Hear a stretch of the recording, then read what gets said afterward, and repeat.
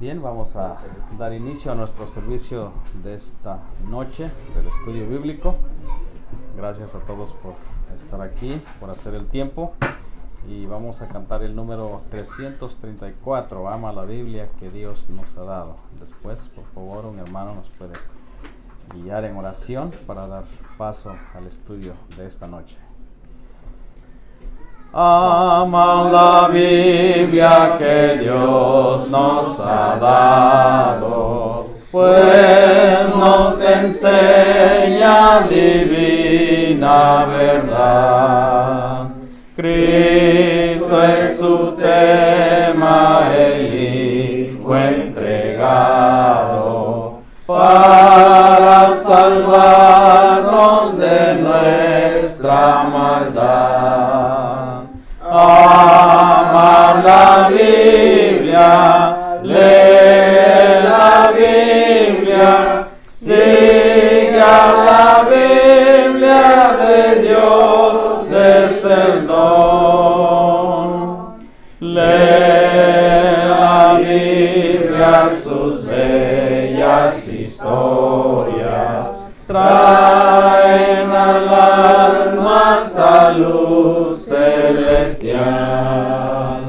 Llena en tu espíritu todas sus glorias y gozarás de su luz eterna. Ama la Biblia, lee la Biblia, sigue a la Biblia de Dios, es el don. Sigue a la Biblia que puede guiarnos por los peligros que abundan aquí. Y al fin con Cristo podremos gozarnos, viendo su faz y sus glorias allí. Ama la Biblia, lee la Biblia, sigue a la Biblia de Dios, es el don. Gracias a Dios por su don inefable. Él se revela al humano por fe. En su palabra con gozo insondable ya nos llegamos delante del Rey. Ama la Biblia, lee la Biblia, sigue a la Biblia de Dios, es el don. En este mundo y los cuerpos celestes han de llegar a su punto final. Mas cuando pasen las cosas terrestres, firme estará la palabra eterna. Ama la Biblia, lee la Biblia, sigue a la Biblia de Dios, es el don.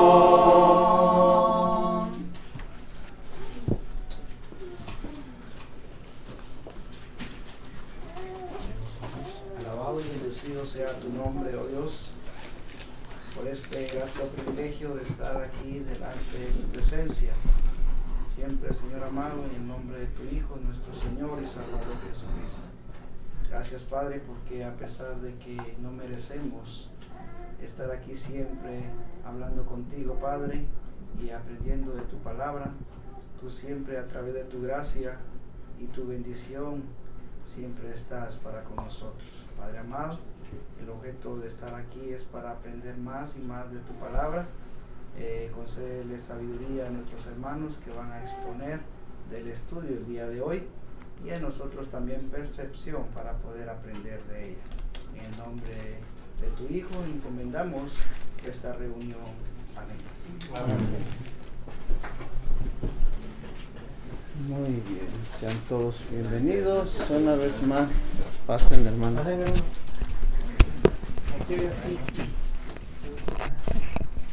Aquí hay lugar. Muy bien, otra vez sean todos muy bienvenidos en el nombre del Señor.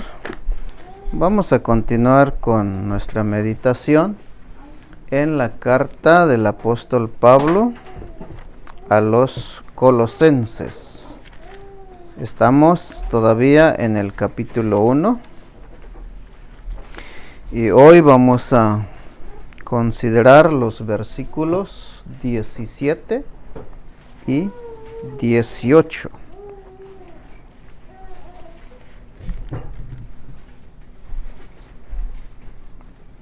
Colosenses capítulo 1, versículo. Comenzamos desde el versículo 15 para tomar el contexto. Podemos leer un versículo cada uno. Es la imagen del Dios invisible, el primogénito de toda creación. Porque en él fueron creadas todas las cosas, las que hay en los cielos, las que hay en la tierra, visibles e invisibles, sean tronos, sean dominios, sean principados, sean potestades, todo fue creado por medio de él y para él. Y delante de todas las cosas, y todas las cosas en él subsisten. Y él es la cabeza del cuerpo, que es la iglesia. Él es el principio, el primogénito de entre los muertos, para que todo tenga preeminencia. Muy bien, hasta ahí está bien. Para que en todo tenga la preeminencia. Gracias al Señor por la lectura de su palabra. Sabemos que Él la bendice en nuestros corazones. Esa palabra preeminencia que está al final del versículo 19 es precisamente lo que estamos meditando acerca de la persona de nuestro Señor Jesucristo. La semana pasada comenzamos a observar estas glorias, estos títulos de las glorias de la persona y de la obra de nuestro Señor Jesucristo. Pues me ha llevado horas y meses para estudiar uno por uno, así que es muy fácil para que ustedes lo vean, para que todos juntos aprendamos acerca de estos títulos gloriosos de nuestro Señor Jesucristo. Ya hemos visto por lo menos 5 cosas. Hemos visto lo que es el Hijo amado, que encontramos en el versículo 13. Hemos hablado un poco del versículo 14, que Cristo es el gran Redentor, nuestro libertador. A eso se refiere. La redención tiene que ver con la liberación, tiene que ver con el resultado del pago que hizo nuestro Señor Jesucristo en la cruz del Calvario.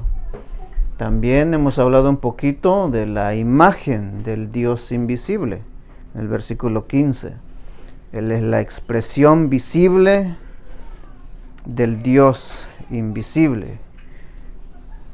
Y cómo es que Dios, siendo invisible, se hizo visible sin dejar de ser invisible. Uno de los misterios que encontramos de la Biblia. Por eso Pablo dice en 1 Timoteo capítulo 3 versículo 16 que es indiscutiblemente grande es el misterio de la verdad o de la piedad o de la deidad. Dios fue manifestado en carne.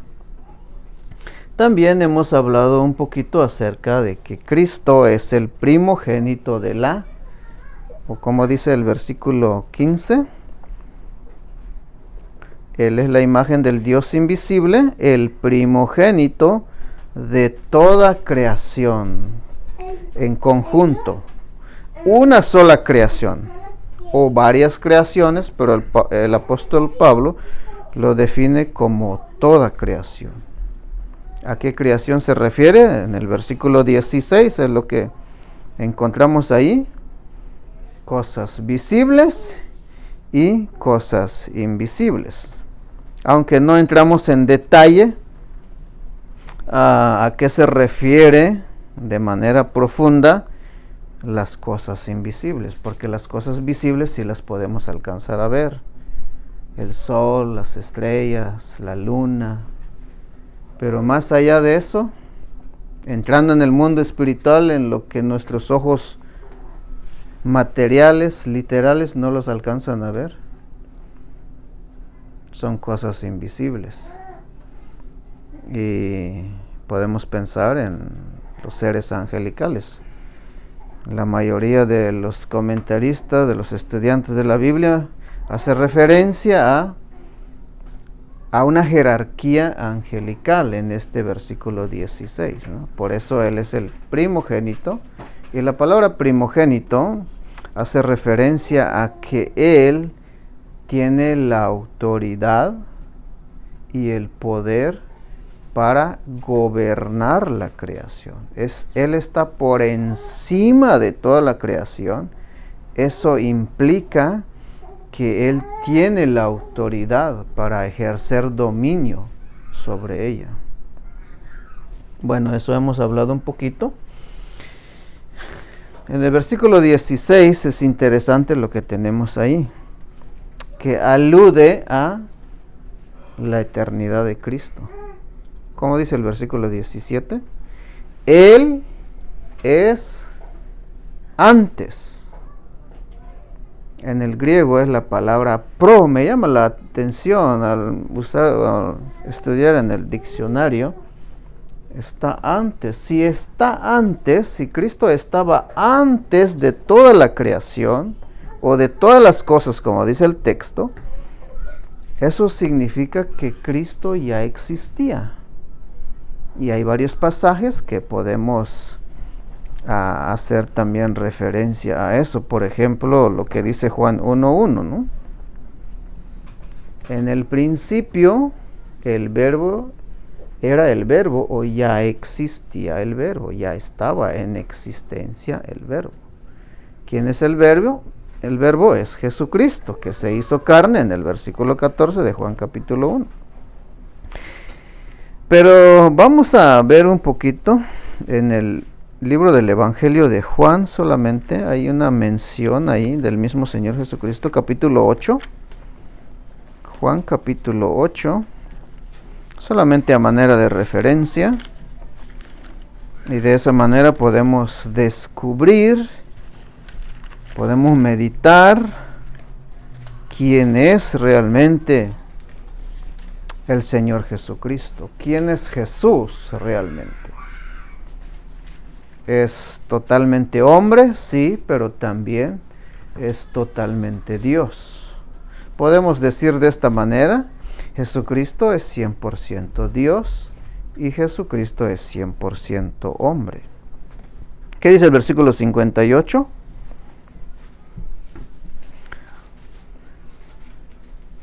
Bueno, el 57 dice, entonces le dijeron los judíos, aún no tienes 50 años y has visto a Abraham. Es porque el Señor Jesucristo les estaba diciendo que si le amaban, entonces harían lo que Abraham hizo, las obras de Abraham.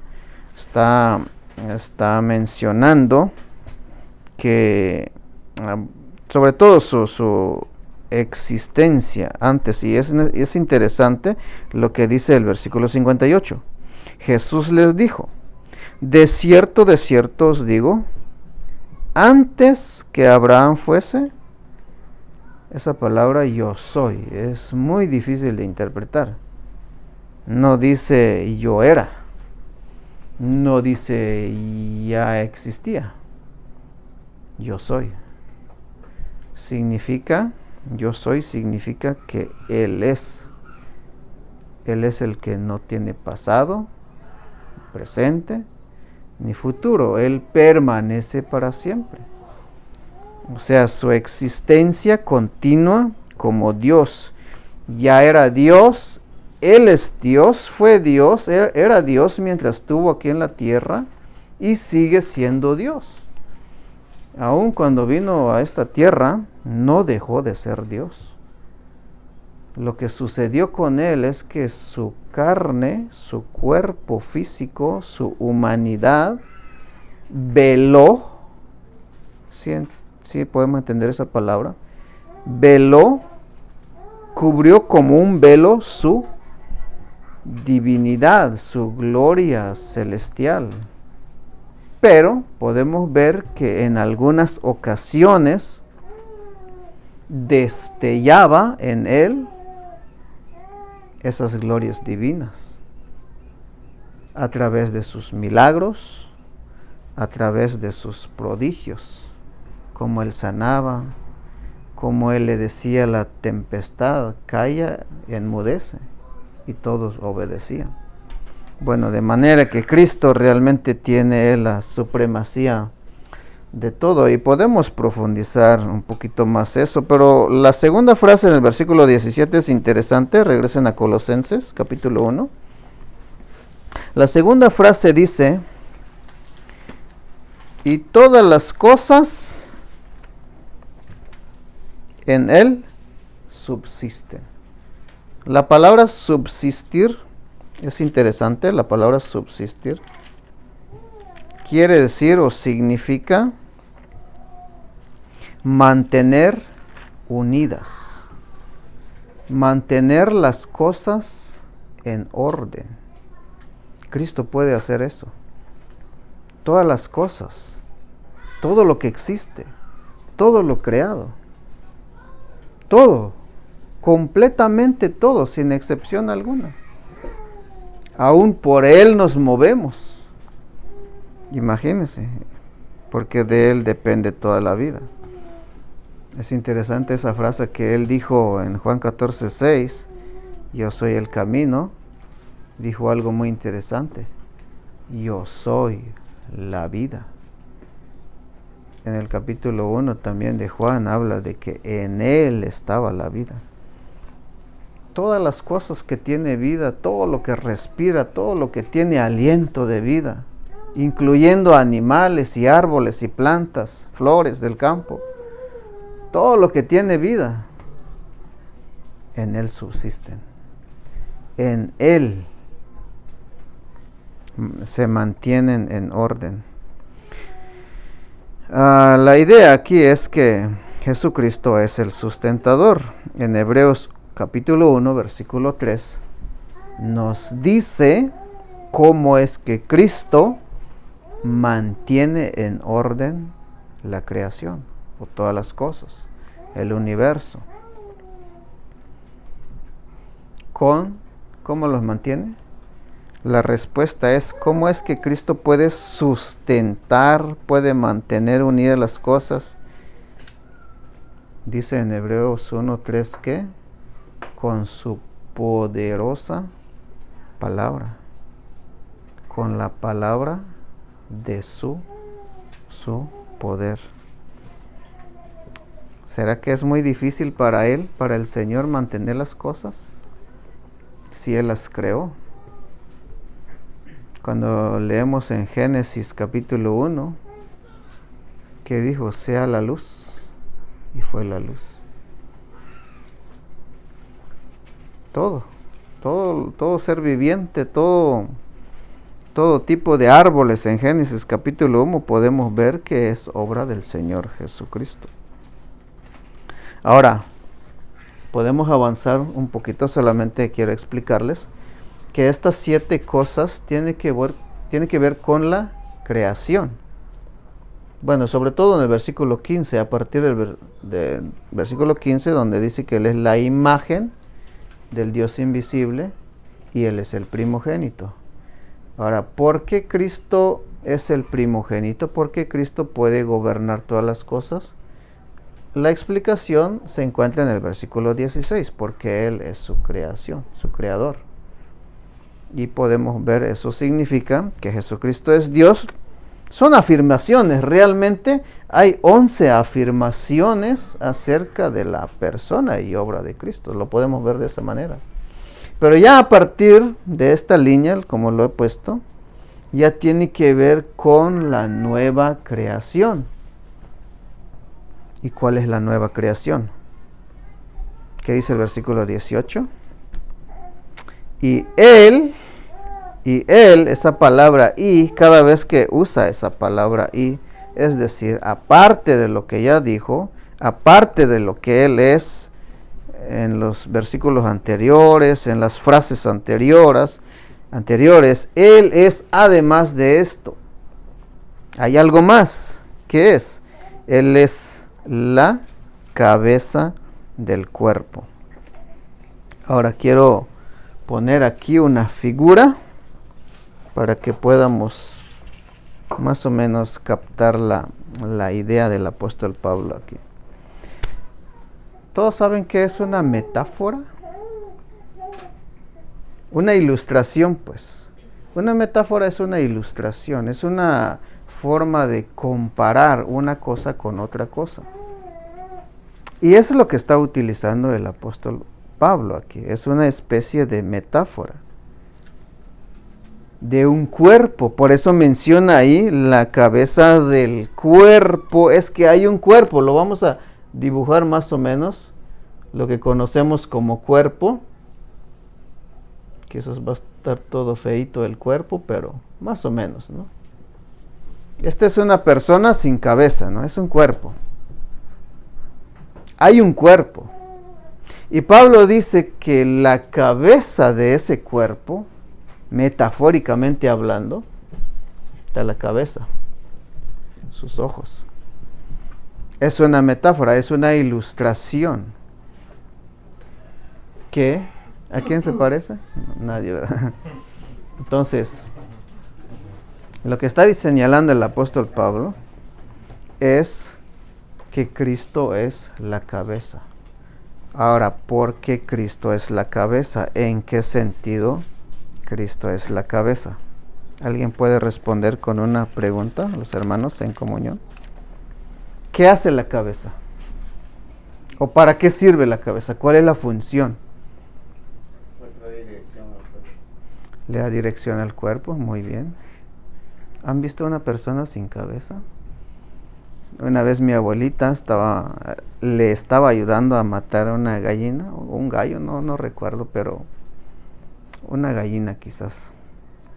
Entonces le cortamos la cabeza. Lo había metido en el agua caliente. Para ella ya estaba muerto porque ya no se movía. Y al agarrarlo, solo le alcanzamos a cortar la cabeza y sale caminando. Y va así, mira. Y llegó a caerse por allá. O sea, un cuerpo sin cabeza no puede funcionar. No sé si podemos captar lo que está señalando el apóstol Pablo. Podemos hablar del cuerpo. Y este cuerpo figura, o es una figura, es una ilustración de la iglesia.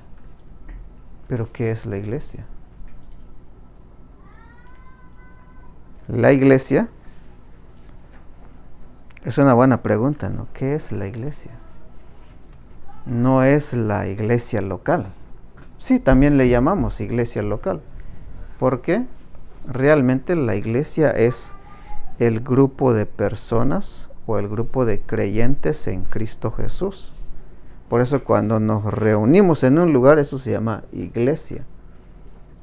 Eclesia en el griego es que salir afuera para reunirse a un lugar. Pero lo que está hablando aquí el apóstol Pablo es la iglesia en general, en todo el universo. Todos los creyentes habidos y por haber, desde que comenzó la era de la iglesia. Creo que la mayoría sabemos cómo comenzó la iglesia, ¿verdad? Podemos profundizar eso. ¿cuál es la base? ¿Dónde comenzó la iglesia? ¿En qué momento llegó a existir la iglesia? En Pentecostés, ¿verdad? Era un grupo de personas, más o menos como de 120, cuando el Espíritu Santo llegó, recibieron el Espíritu Santo. Ahí comenzó la iglesia y hasta el día de hoy esa iglesia se fue engrandeciéndose. Para más referencia a esto, para hablar del cuerpo, el apóstol Pablo en 1 Corintios capítulo 12 habla precisamente de esto, que el cuerpo es la iglesia.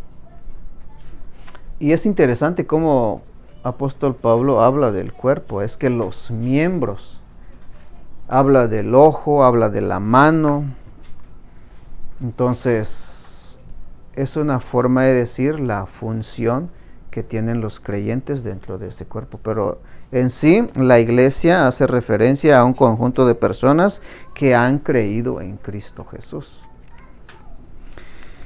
Y también se expresa, pues, obviamente en la iglesia local. Pero esa iglesia, lo que está señalando el apóstol Pablo aquí es la cabeza. Él tiene la supremacía, es decir, él puede gobernar la iglesia. Él tiene autoridad sobre la iglesia. Él puede guiar la iglesia. Es más, Él es el que lo hace, no somos nosotros. Él guía, como decía nuestro hermano, le da dirección, le da sentido. Y en Él se mantienen también. Así como sustenta la creación, de la misma manera sustenta la nueva creación. Pero ¿cuál es la razón? Quizás no lo vamos a ver ahora, quizás ya entrando un poquito en la aplicación de nosotros como iglesia. En este pasaje, eso lo vamos a ver en el siguiente estudio, 3 razones por qué nosotros como miembros de la iglesia debemos obedecer y sujetar nuestras vidas en obediencia y en servicio a la cabeza, pero quizás lo vamos a profundizar más adelante. Pero en primer lugar, el apóstol Pablo aquí está señalando que Cristo está por encima de los creyentes y nadie más. Quizás lo dijo o escribió así porque en la iglesia de Colosas, como mencionábamos antes, era porque habían personas creyentes que traían enseñanzas de afuera, basado en filosofías, en otras enseñanzas, mezclaban el evangelio, el verdadero evangelio, con el judaísmo, con el gnosticismo, con la filosofía que se enseñaba en ese tiempo. Voy a terminar con 2 cosas nada más. Cuando hablamos de la iglesia, de la cabeza, sobre todo vamos a ver cómo, ya lo mencioné, tiene que ver con su autoridad. Esto es importante si lo profundizamos más. ¿Saben qué dice Mateo 18:20, verdad? Donde están 2 o 3 congregados en mi nombre, precisamente habla de esto, su autoridad. ¿Okay? Pero bueno, la otra cosa que quería mencionar es una palabra que le busqué y no encontré otra palabra más adecuada para ver esta metáfora entre la cabeza y el cuerpo, entre Cristo y su iglesia, tiene que ver con una unión, una unión espiritual. Vamos a leer algunos textos nada más. Efesios capítulo 2, versículo 10. La iglesia y Cristo puede gobernar la iglesia, es por qué. Efesios capítulo 2, versículo 10 dice: porque somos hechura suya, creados en Cristo. Esa palabra creados es interesante. La iglesia es una nueva creación. Somos creados en Cristo. Ahí vemos por qué Cristo puede gobernar y por qué Cristo tiene autoridad sobre la iglesia. Es porque es su creación. Bien, por eso Cristo es la cabeza. Efesios 2:10, pero Efesios 5 también, que vayamos adelantito, capítulo 5, ya voy a terminar, versículo 29. Si Cristo puede controlar su creación universal, los cielos y la tierra y todo lo que en ellos hay, de la misma manera Cristo puede gobernar y sustentar cada uno de los miembros que forma parte de su cuerpo, que es la iglesia. Y de ahí vienen las razones por qué el creyente debe sujetar su vida en obediencia a la cabeza. ¿Qué dice el versículo 29? Porque nadie aborreció jamás a su propia carne, sino que la sustenta y la cuida, como también Cristo a la iglesia. Aquí la idea o la enseñanza que podemos extraer de este texto es que Cristo es nuestro sustentador. Bien, voy a detenerme ahí, voy a dejar abierto el estudio para comentarios, para preguntas difíciles. Ya saben, aquí está nuestro hermano Gadiel, le dejamos todas las hojas ahí en su enfrente. Sí, me las dejan aquí.